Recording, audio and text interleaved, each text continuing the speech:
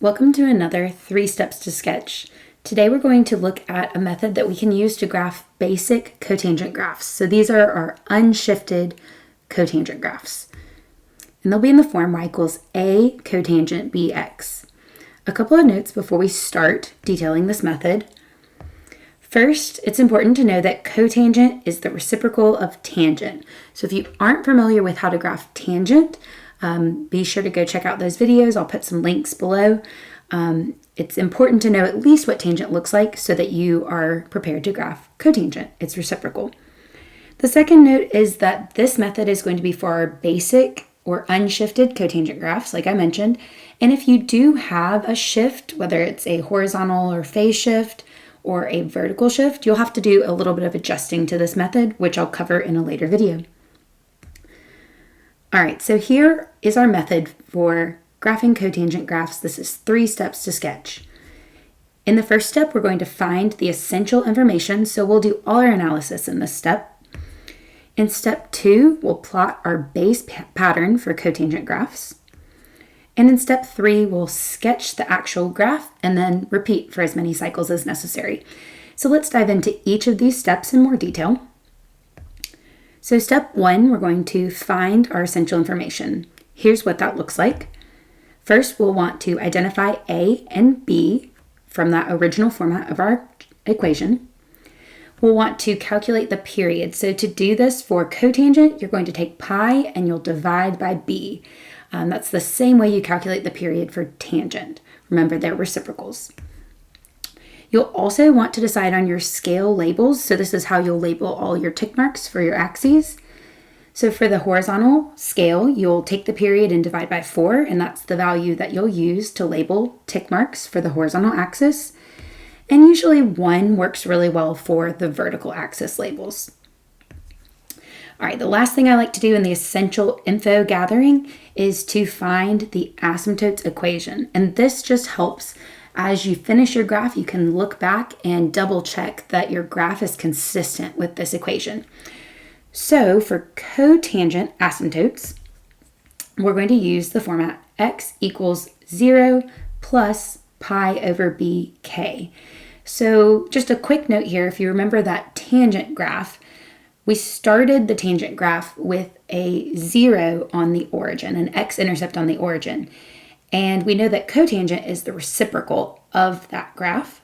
And so the reciprocal of a value of 0 is undefined. And that is a good way to connect and know that the asymptotes for cotangent will start at 0 and they'll happen every period. And we'll go into this a lot more in our example videos later on.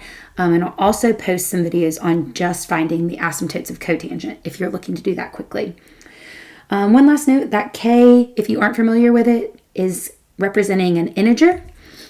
And that's just saying that depending on what integer you substitute into this equation, once you've completed it, you'll get a different asymptote along the graph. All right, so that's all the information that we are going to be finding when graphing these unshifted cotangent graphs. And note that there will be a template at the end of this video that will help you keep everything organized. All right, so step 2, once you have everything analyzed, you're going to plot the base pattern. So for a cotangent graph, this is going to look like asymptote, point, 0, or x-intercept, point.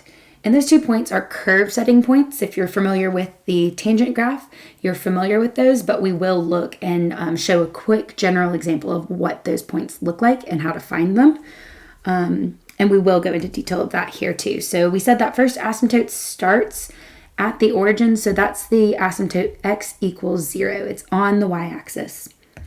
That first curve setting point will happen at your first horizontal tick mark. And you'll get the y-coordinate for that point simply looking at your value a from your equation. Your 0 or your x-intercept will happen at your second tick mark. And of course that y-coordinate is 0. And your final point in the pattern will happen at the third horizontal tick mark. And of course, we're moving to the right. And the y-coordinate for that will simply be the opposite value for A. So that's the base pattern. And again, we'll see that in action in just a minute. Step 3 is to sketch and repeat.